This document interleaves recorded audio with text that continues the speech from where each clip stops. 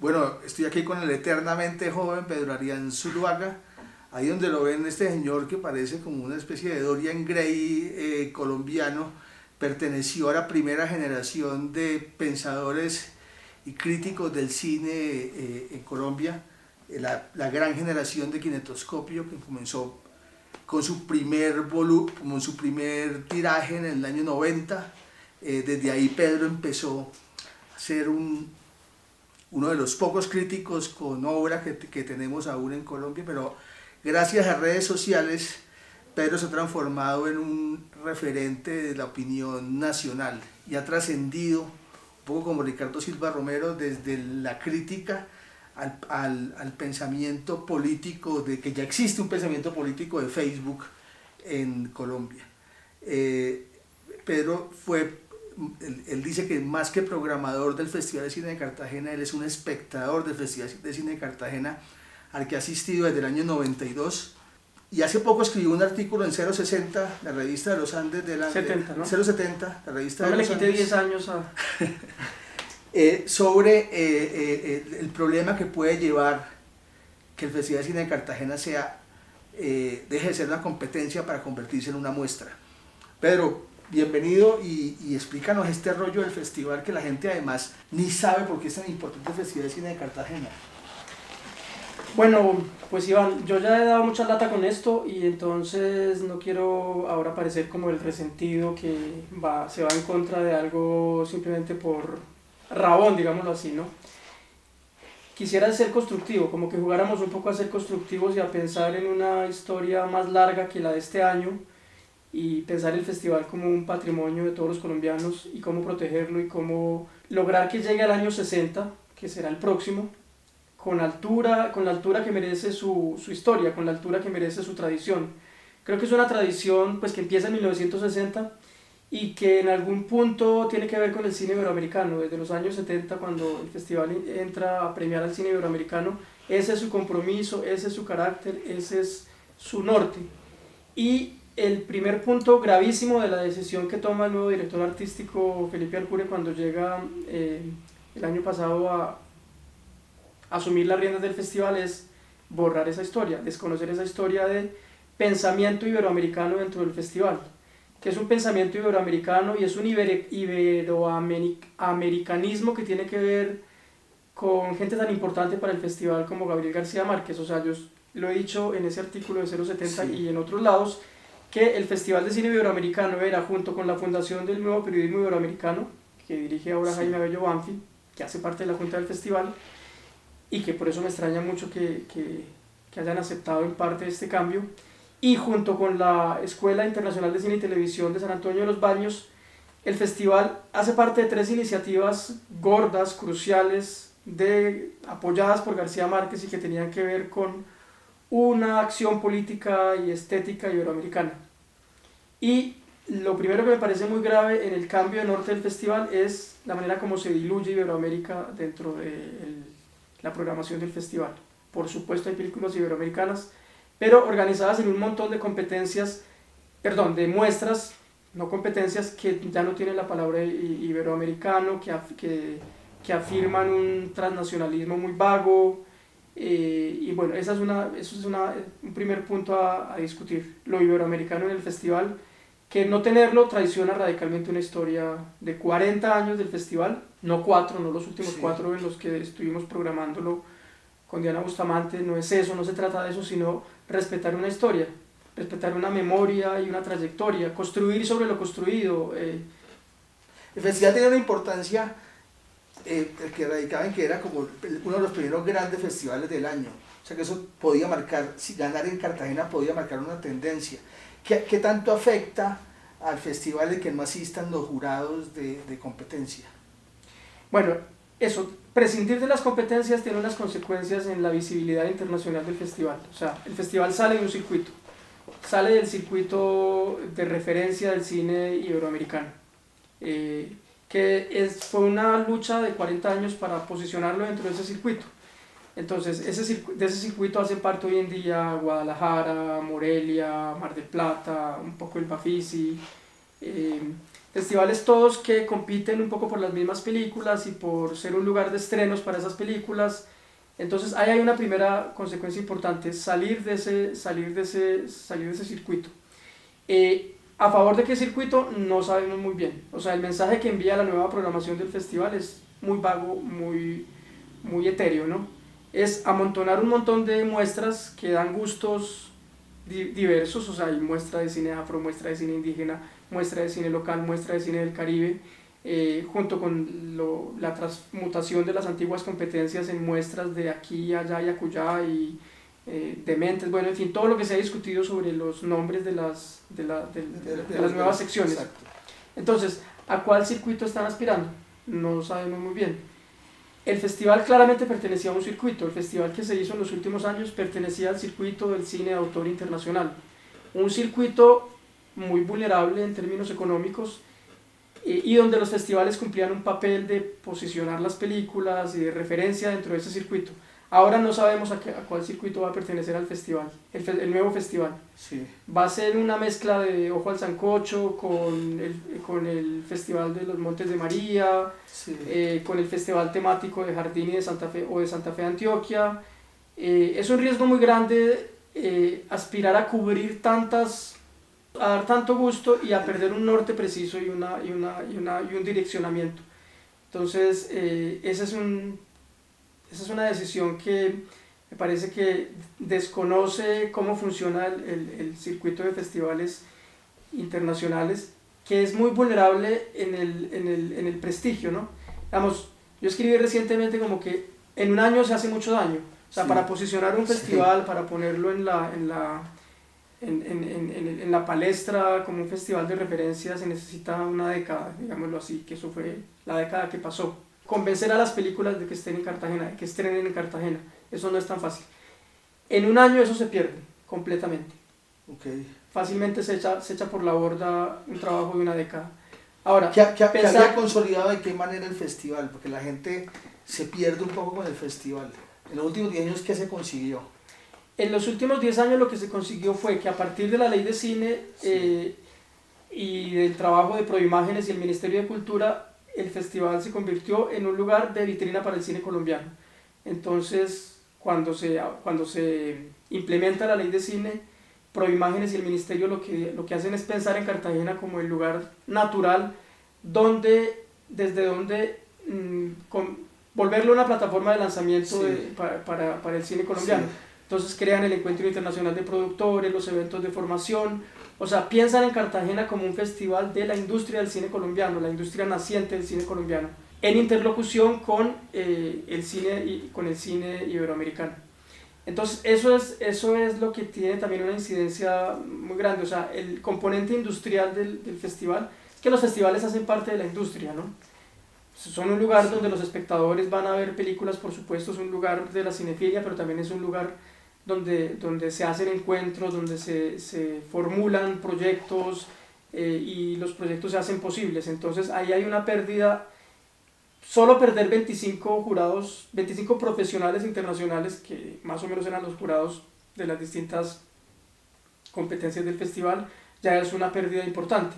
Entonces, ¿qué es lo que pasa? Que Cartagena se vuelve cada vez menos atractivo. Si sigue en esta ruta, que creo que no va a seguir, en esta ruta de la no competencia, se vuelve menos atractivo para esa industria iberoamericana e internacional del cine, porque se pierden los incentivos para ir a Cartagena. Parte de estos incentivos tenían que ver con la competencia, o muchos de esos incentivos tenían que ver con la competencia. Es que los quiero contextualizar, lo que pasó es tan absurdo como si el Mundial de Fútbol no premiara a nadie, simplemente como si fueran puros partidos amistosos. Uno siempre quiere saber quién ganó en Cartagena, además porque Cartagena siempre ha marcado como la agenda cinéfila. ¿No te pareció una pésima señal que Felipe Aljura haya llegado a su rueda de prensa, la primera que dio con una chaqueta naranja, como un mensaje claro de lo que iba a pasar?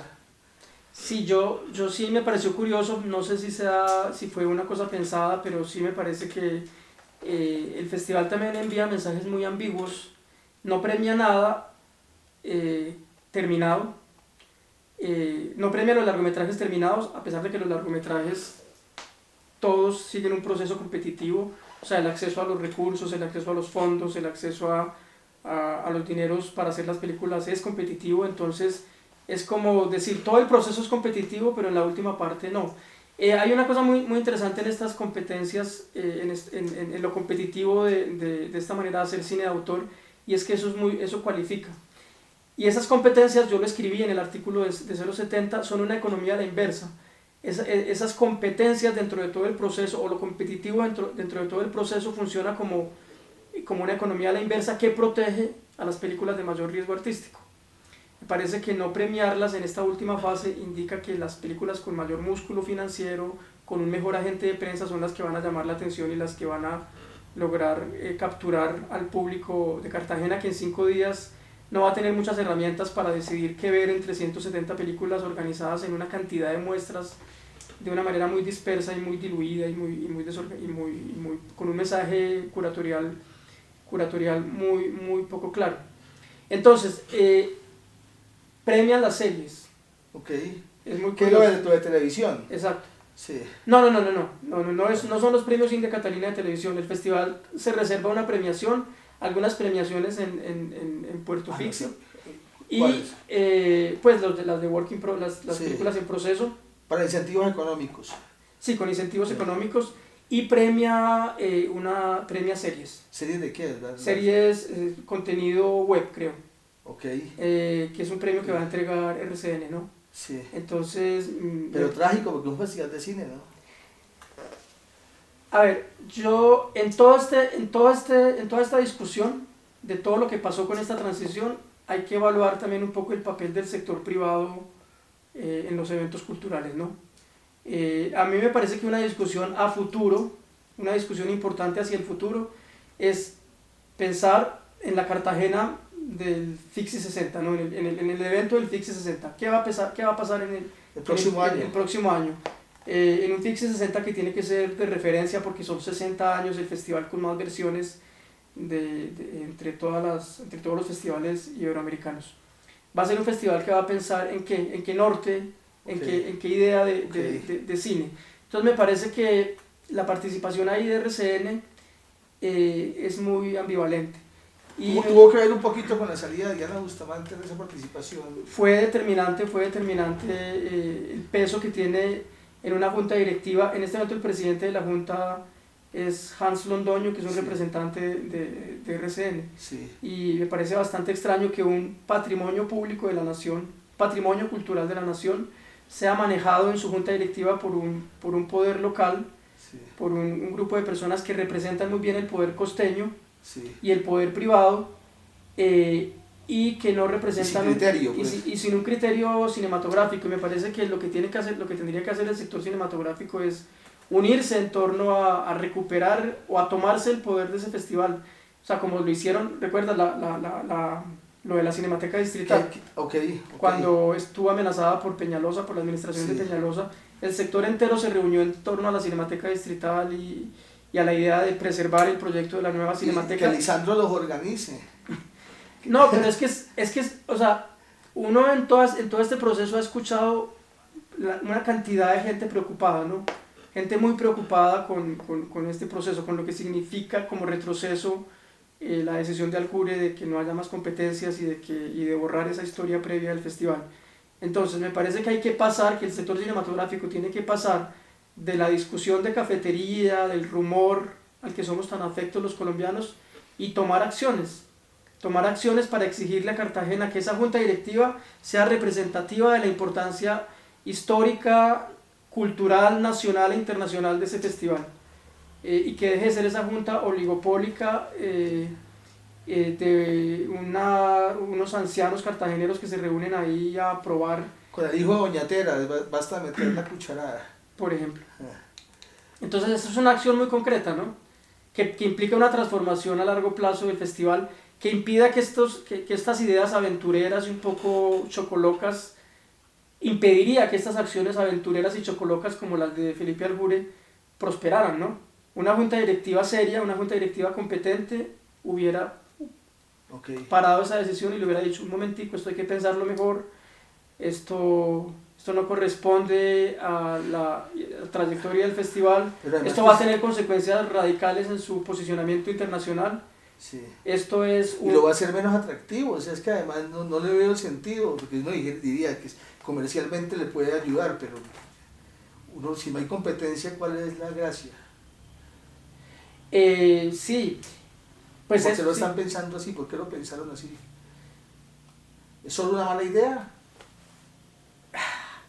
A ver, yo creo que puede haber parte de una retaliación personal de Aljure. O sea, su cine no ha sido especialmente importante en los festivales. Sí, como que él no es... Su última película, Tres Escapularios, no hizo ningún circuito importante internacionalmente. Entonces es probable, esto es una especulación, pero pues me parece que hay que sospechar. Es probable que él simplemente haya dicho los festivales son, los festivales son un problema porque son elitistas, porque actúan con criterios estetizantes, y entonces vamos a cambiar esto, ¿no?